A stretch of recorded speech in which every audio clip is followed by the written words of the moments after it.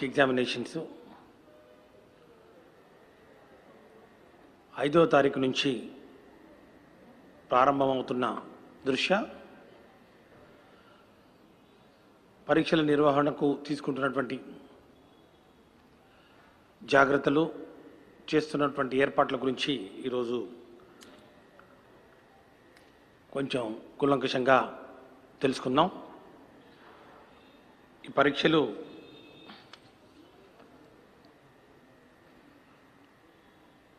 ఐదో తారీఖు మొదలుకొని ఆల్మోస్ట్ 19వ తారీఖు వరకు 98% పరీక్షలు అయిపోతాయి. ఈ యొక్క పరీక్షలు ఏవైతే ఉన్నాయో వీటిలో 2 ఆదివారాలు వస్తాయి మధ్యలో. 9th ఒకటి సండే, అట్లాగే 16th ఒక సండే. ఈ 2 సండేస్ ప్లస్ అట్లాగే 14th ఫ్రైడే రంజాన్ పండుగ సందర్భంగా ఈ 3 రోజుల్లో పరీక్షలు ఉండవు. మిగతావి ఆల్మోస్ట్ ఆల్టర్నేట్ డేస్. 5వ తారీఖున ఫస్ట్ ఇయర్ ఎగ్జామినేషన్ ఉంటే 6వ తారీఖున సెకండ్ ఇయర్ ఎగ్జామినేషన్, అట్లాగే 5, 7, 10, 12, 15, 18 ఫస్ట్ ఇయర్ ఎగ్జామినేషన్స్. అట్లాగే సెకండ్ ఇయర్ ఎగ్జామినేషన్స్ 6, 8, 11, 13, 17, 19 అంటే 6 రోజులు సెకండ్ ఇయర్ ఎగ్జామినేషన్స్, అట్లాగే 6 రోజులు ఫస్ట్ ఇయర్ ఎగ్జామినేషన్స్ నిర్వహించుకోవడం జరుగుతుంది. ఆల్ టుగెదర్ వర్కింగ్ డేస్కి వస్తే కేవలం 11 రోజుల్లో ఎగ్జామినేషన్స్ పూర్తి చేయడానికి ఏర్పాట్లు అన్నీ చురుగ్గా సాగుతూ ఉన్నాయి. ఇప్పటికే పరీక్షలకు సంబంధించినటువంటి మెటీరియల్ సంబంధిత సెంటర్లకు చేరవేయడం జరిగింది. డిస్ట్రిక్ట్ సెంటర్స్కు, అక్కడ నుంచి డిస్ట్రిక్ట్ హెడ్ క్వార్టర్స్కు, అక్కడ నుంచి సంబంధిత సెంటర్లు, ఆ ప్రాంతం సెంటర్ల దగ్గరికి కూడా అన్నీ చేరుకోవడం ప్రారంభమయ్యాయి. క్వశ్చన్ పేపర్స్ కూడా ఇప్పటికే ముద్రించి అవి కూడా సిద్ధం చేసి సంబంధిత పోలీస్ స్టేషన్స్కు చేరవేయడం జరుగుతూ ఉంది. గత సంవత్సరంతో పోలీసు ఈ సంవత్సరం అదనంగా 41 సెంటర్లను ఏర్పాటు చేయడం జరిగింది. గత సంవత్సరంతో పోలిస్తే గత సంవత్సరం కూడా మనం పరీక్షలు నిర్వహించుకున్నాం. కోవిడ్ లాంటి విపత్కర పరిస్థితుల్లో కూడా జాగ్రత్తగా ప్లాన్ చేసుకొని మనం పరీక్షలు నిర్వహించుకున్న సంగతిని ఒకసారి నేను గుర్తు చేస్తూ 1411 సెంటర్లు గాను ఈ సంవత్సరం 1452 సెంటర్లు అంటే అదనంగా మరొక 41 సెంటర్లు పెంచడం జరిగింది. జిల్లా వారీగా సెంటర్లను తీసుకుంటే అత్యధికంగా ఈస్ట్ గోదావరి జిల్లాలో 146 సెంటర్లు, అత్యంత తక్కువగా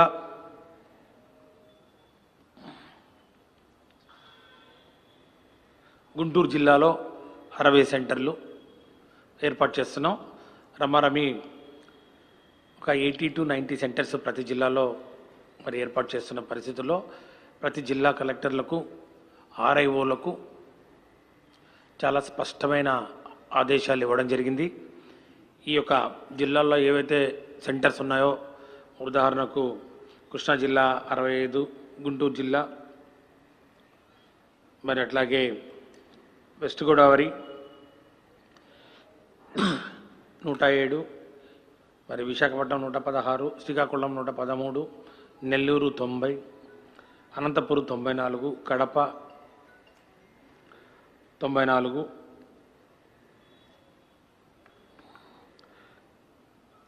కడప 74, విజయనగరం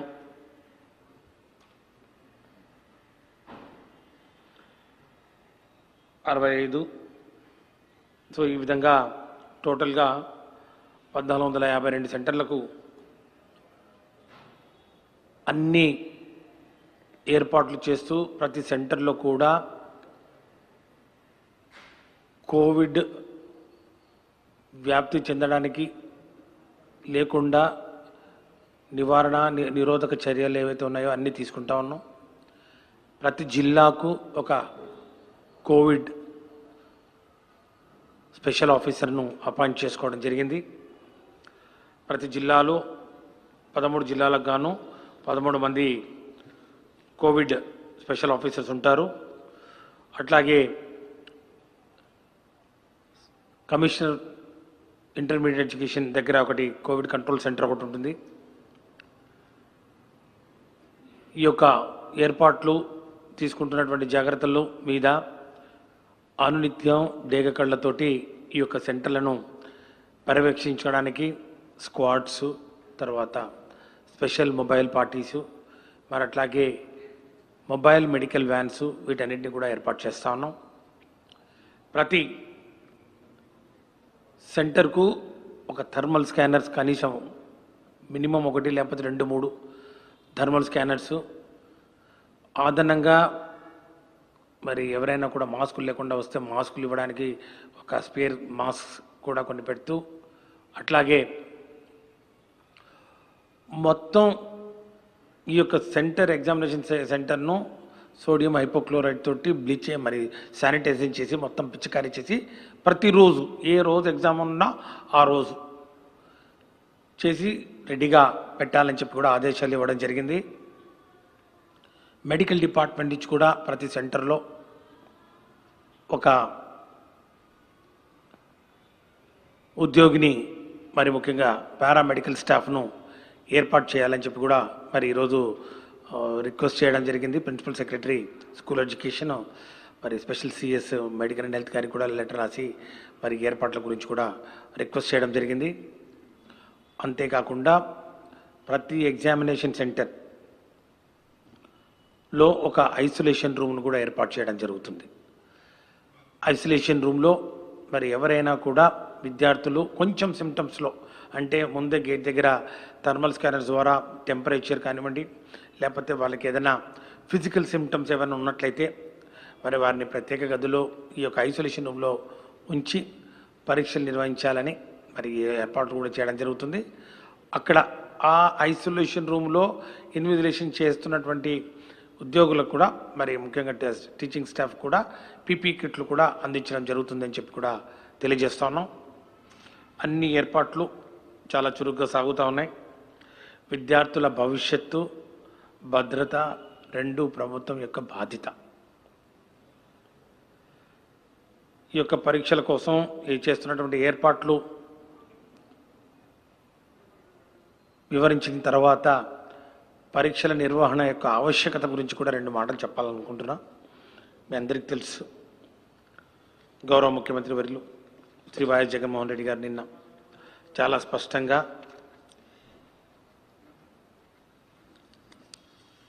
రద్దు చేయండి అనడం చాలా సులువు, కానీ పిల్లల భవిష్యత్తుకు చాలా ఇబ్బందికరం. పిల్లల భవిష్యత్తును దృష్టిలో పెట్టుకొని కేవలం పాస్ సర్టిఫికేట్ తోటి వారిని పంపితే భవిష్యత్తులో వారికి కలిగే ఇబ్బందుల గురించి చాలా స్పష్టంగా ముఖ్యమంత్రి గారు వివరించడం జరిగిందని చెప్పి కూడా ఈ సందర్భంగా మనవి చేసుకుంటా ఉన్నాను. నేను ఒకటే చెప్పదలుచుకున్నాను, దేశంలో ఎక్కడా కూడా నాకున్న సమాచారం మేరకు 29 రాష్ట్రాల సమాచారం కూడా నేను తెప్పించుకోవడం జరిగింది. ఎక్కడా కూడా ఈ యొక్క పరీక్షలను, ఇంటర్మీడియట్ పరీక్షలను రద్దు చేసిన దాఖలాలు లేవు. ఎక్కడ కూడా ఈ యొక్క ఇంటర్మీడియట్ పరీక్షలు రద్దు చేయలేదు. ఇది ప్రధానంగా తల్లిదండ్రులు కానీ విద్యార్థులు కానీ తెలుసుకోవాల్సిన అవసరం ఎంతైనా ఉంది. పరీక్షల నిర్వహణ విషయాన్ని కేంద్రం రాష్ట్రాల నిర్ణయానికి వదిలేసింది. అందుకు అక్కడున్న పరిస్థితుల దృష్ట్యా అక్కడ ఉన్నటువంటి ఆ యొక్క కోవిడ్-19 మరి యొక్క మహమ్మారి ఉధృతం మరి ఉన్న పరిస్థితుల్లో దాని యొక్క స్ప్రెడ్ను బట్టి ఆయా రాష్ట్రాలు నిర్ణయం తీసుకుంటూ ఎక్కడ కూడా రద్దు మాత్రం చేయలేదని చెప్పి కూడా నేను చాలా స్పష్టంగా తెలియజేస్తున్నాను. ఎవరైతే ఈ యొక్క విపత్కర పరిస్థితుల్లో రాష్ట్ర ప్రభుత్వం కొంచెం కఠినమైన నిర్ణయం తీసుకున్నా కూడా పిల్లల భవిష్యత్తును దృష్టిలో పెట్టుకొని అన్ని విధాలా ఆలోచించి పరీక్షలు నిర్వహించాలనే ఒక నిర్ణయాన్ని తీసుకున్న నేపథ్యంలో దీన్ని రాజకీయం చేయాలని, రాజకీయ లబ్ధి పొందాలని, రాజకీయంగా ఏది ఈరోజు ప్రతిపక్షాలకు రాష్ట్ర ప్రభుత్వం చేస్తున్నటువంటి మంచి పనుల ద్వారా ఏ విమర్శ కూడా చేయడానికి అవకాశం లేని పరిస్థితుల్లో ఇది ఒకటి దొరికిందని చెప్పి దీన్ని రాజకీయం చేస్తూ తల్లిదండ్రులను, మరి ముఖ్యంగా విద్యార్థుల్ని గందరగోళ వాతావరణంలో ఒక్కి నెట్టడం, తల్లిదండ్రుల ఆత్మస్థైర్యాన్ని దెబ్బతీసే విధంగా లేనిపోనివి ఉన్నవి, లేనివి లేనట్టు, లేనివి ఉన్నట్టు సృష్టించి లబ్ధి పొందాలని చూసే రాజకీయ నాయకులు వాళ్ళని ఏ విధంగా పోల్చాలంటే శవాల మీద మరి డబ్బులు ఏరుకునే వైనమో, లేకపోతే ఇంకా ఏ విధంగా ఇంత నీచ రాజకీయాలు చేస్తున్నారో ఇంకా నాకు పదాలు రావటం లేదు. దయచేసి మానుకోండి. ఈరోజు ఈ యొక్క విపత్కర పరిస్థితుల్లో పరీక్షలు నిర్వహించడం ద్వారా కలిగే లాభాల గురించి కూడా ముఖ్యమంత్రి గారు చాలా స్పష్టంగా చెప్పడం జరిగింది. ఒట్టి పాస్ సర్టిఫికెట్ తీసుకొని వాళ్ళు మంచి కాలేజీల్లో సీట్లు సంపాదించాలన్నా, రేపు రాబోయే రోజుల్లో ఎక్కడైనా కూడా పోటీ పడాలన్నా ఈ పాస్ సర్టిఫికెట్ తోటి పోటీ పడడం చాలా కష్టం. ఈ పాస్ సర్టిఫికెట్ ఏదైతే ఉందో ఈ పాస్ సర్టిఫికెట్ రాబోయే 50 సంవత్సరాల మరి విద్యార్థుల భవిష్యత్తు మీద ప్రభావం చూపే ప్రమాదం ఉంది. ఏదైనా పరీక్షలు నిర్వహిస్తే ఆ పరీక్షల ద్వారా పిల్లల యొక్క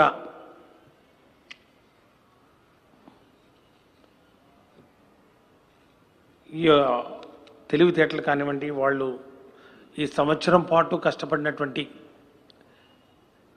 ఈ యొక్క చదువులు యొక్క చివరి మెట్టు మీద వారు జారిపడినట్టు అవుతుంది ఈ యొక్క పరీక్షలకి నిర్వహించకపోతే.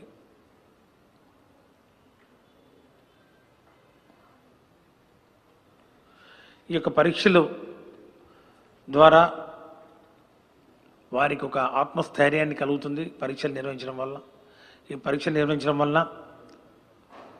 వాళ్ళు చదివిన కష్టానికి ఫలితం అంటే మేము ఇంత సంవత్సరం పాటు కష్టపడ్డాం కాబట్టి ఇదిగో ఇది మా యొక్క ప్రావీణ్యత. ఈ యొక్క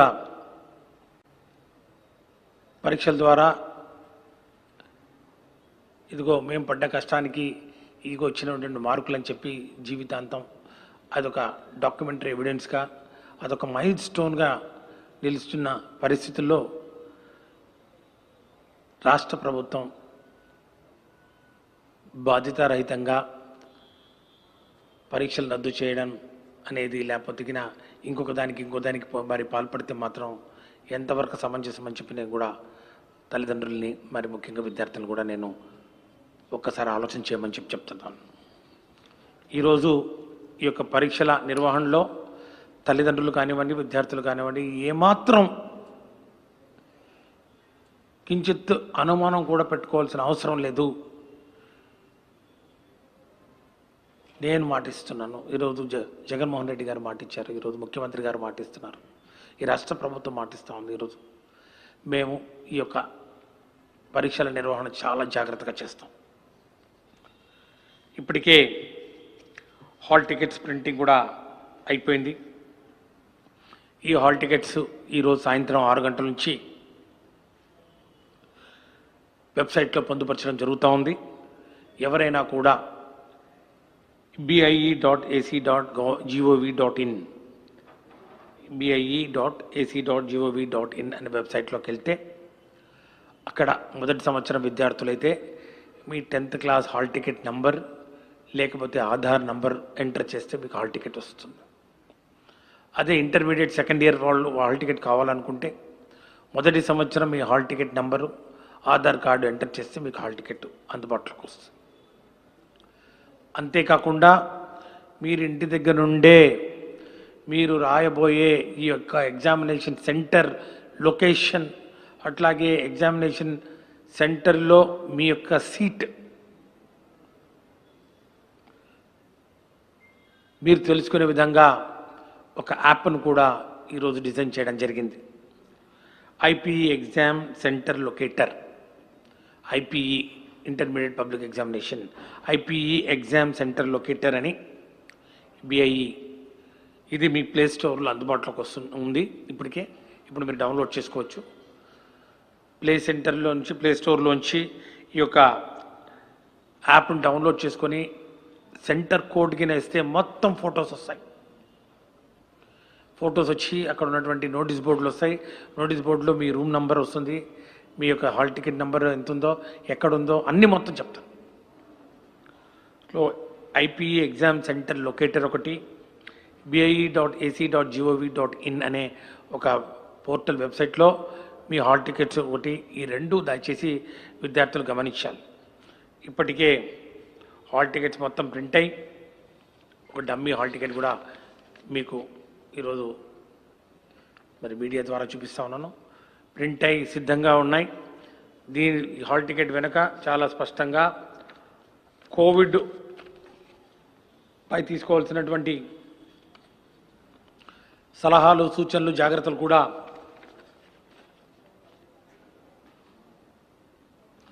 ముద్రించడం జరిగింది. ప్రతి హాల్ టికెట్ వెనక చాలా స్పష్టంగా ఏమేమి తీసుకోవాలి. Should carry pocket hand sanitiser, will cover their nose and mouth with mask, are allowed to wear gloves only on hands, should carry their own drinking water, should follow physical distancing, should not exchange or loan articles, should use safe mode of transportation, should try to avoid contact with unknown persons, should not shake hands.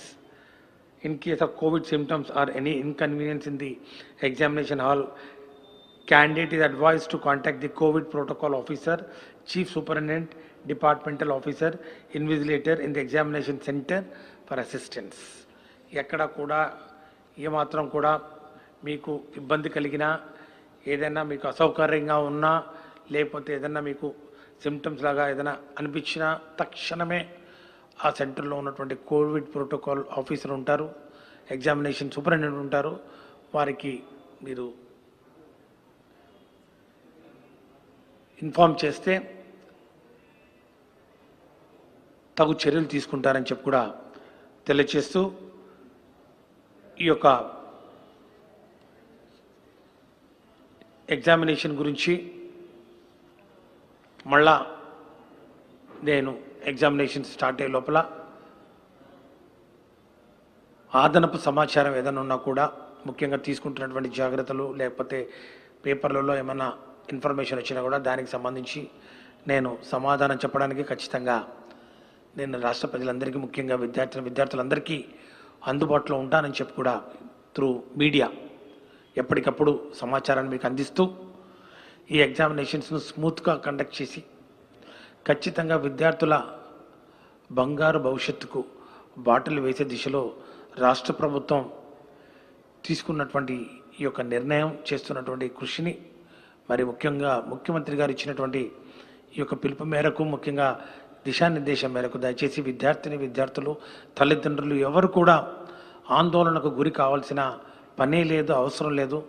ముఖ్యమంత్రి గారు స్వయానా దీన్ని monitor చేస్తూ ఉన్నారు. ముఖ్యమంత్రి కార్యాలయానికి రోజుకు ఆ రోజు సమాచారం ఇవ్వాల్సిన మరి వ్యవస్థను ఏర్పాటు చేసుకోవడం జరిగింది.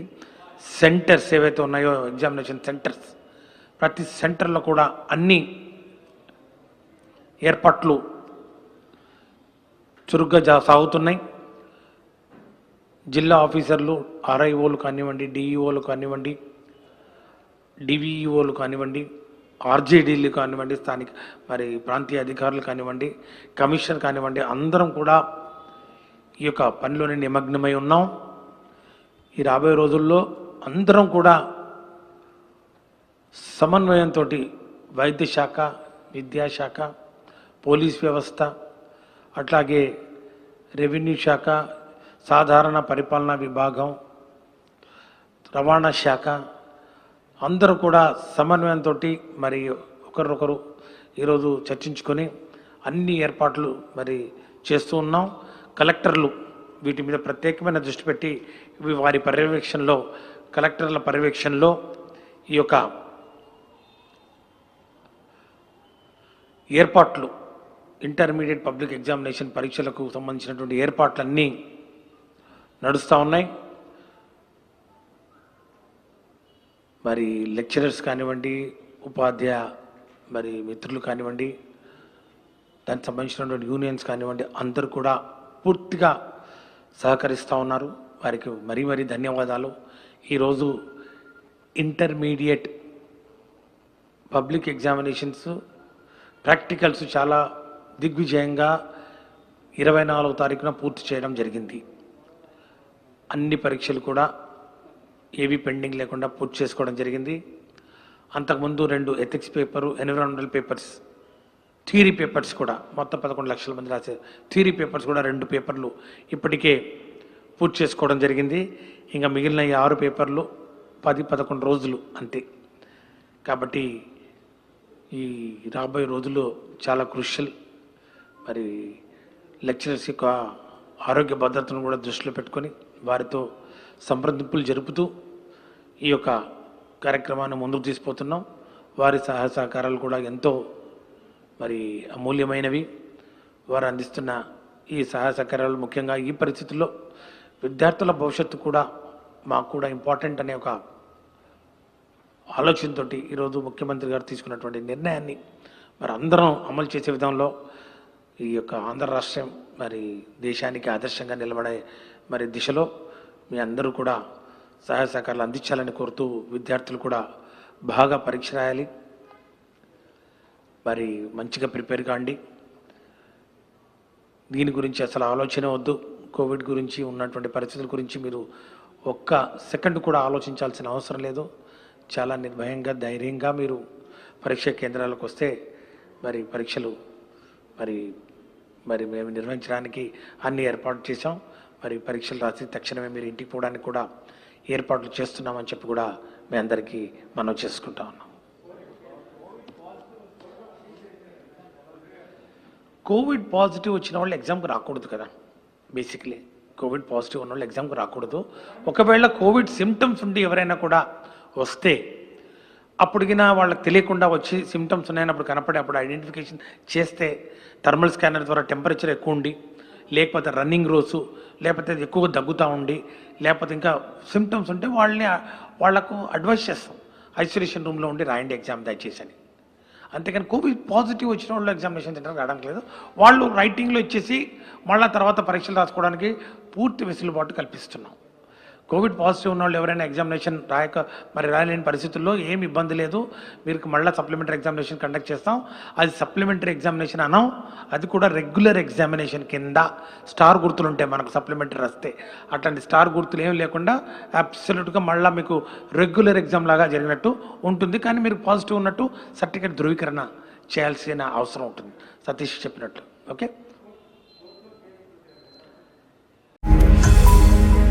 ఈ వీడియో గనుక మీకు నచ్చినట్లయితే లైక్ చేయండి, షేర్ చేయండి. మరిన్ని వీడియోస్ కోసం మా ఛానల్ను సబ్స్క్రైబ్ చేయండి.